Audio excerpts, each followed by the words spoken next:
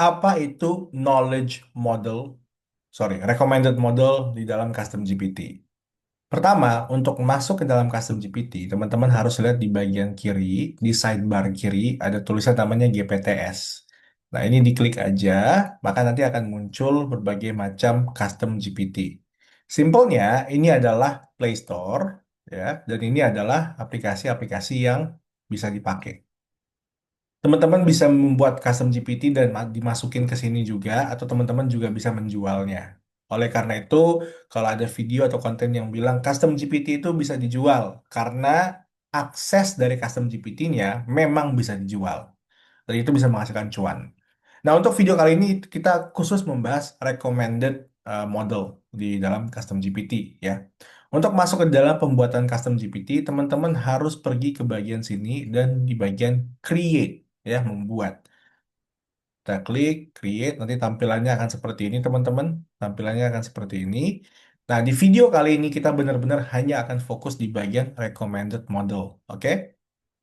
Kita coba diklik aja recommended model. Nah, ini ada beberapa model, ada GPT-4o, ada Five, ada Thinking gitu ya. Sekarang kita lihat definisi resmi dari recommended model.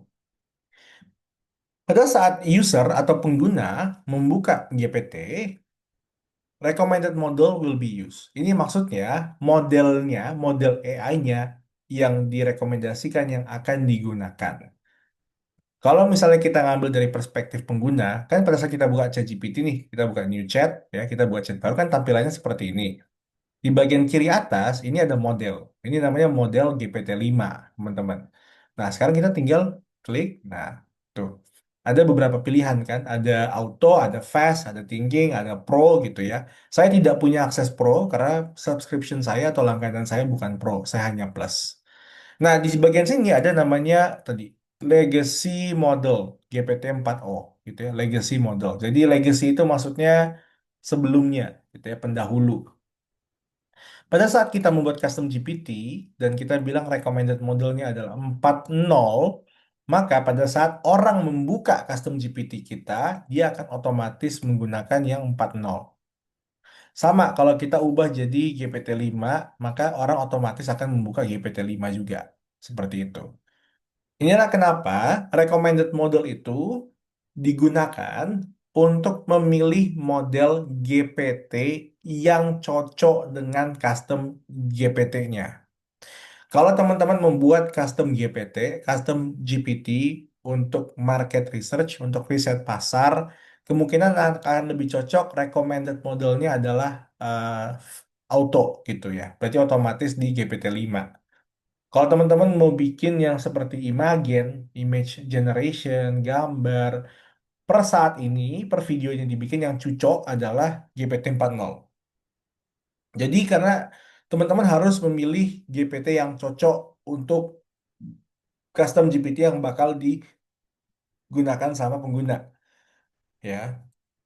Satu hal lagi, kalau teman-teman misalnya membuat custom GPT-nya itu menggunakan GPT-5 ya, GPT-5. Terus orang buka, tapi orang yang membuka custom GPT-nya itu bukan pelanggan ChatGPT. Dia tidak membayar apapun ke ChatGPT. Maka bisa terjadi limit tuh ya. Dan pada saat udah limit, kemungkinan besar dia harus balik ke yang 4.0 gitu karena limitnya lebih banyak. Oleh karena itu, saya sendiri pada saat membuat custom GPT itu lebih baik menggunakan eh, no recommended model. Users will use any model they prefer. Kalau misalnya usernya bisa menggunakan GPT-5, dia pakai GPT-5. Kalau dia tidak bisa menggunakan GPT-5 karena dia tidak membayar, jadi kena limit, dia bisa pakai GPT 4.0. Kalau dia mau ada pro misalnya, dia bisa pakai yang research juga, dan seterusnya, dan seterusnya. Jadi, saya membuat custom GPT itu memberikan kebebasan kepada pengguna untuk menggunakan model-model yang dia bisa dan atau yang dia suka.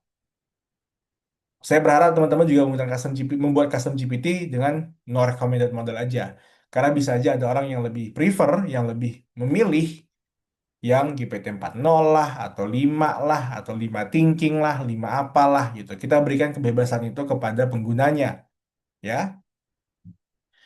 Itulah gunanya recommended model. Namun, kalau teman-teman mau membuat custom GPT yang spesifik, ya tinggal memaksakan dalam tanda kutip gitu ya, menggunakan model yang cocok dengan fungsi custom GPT tersebut. Kalau teman-teman tanya, model apa sih yang cocok untuk custom GPT saya? Ya tanya aja gitu ya ke ChatGPT-nya. Mau buat, nah, saya mau buat custom GPT untuk CV review. Model apa yang cocok? Nah, kita tanyakan ke ChatGPT-nya, kita klik answer aja. Eh, I want a quick answer. Jadi rekomendasi modelnya itu ada, dia bilang ada 4O malah ya. Dia pakainya 4O, gitu. Nah, kalau teman-teman memilih untuk menggunakan rekomendasinya ChatGPT ya silahkan. Jadi pada saat membuat custom GPT-nya gunakanlah yang 4O. Kalau misalnya saya memilih ini ya, artinya pada saat saya membuat custom GPT yang CV review, saya akan bikin yang namanya 4O. Kenapa? Karena ini dia bilang lebih baik pakai 40. 4O, sorry, 4O. Oke, sekian video dari saya untuk yang recommended model. Sampai jumpa di video berikutnya.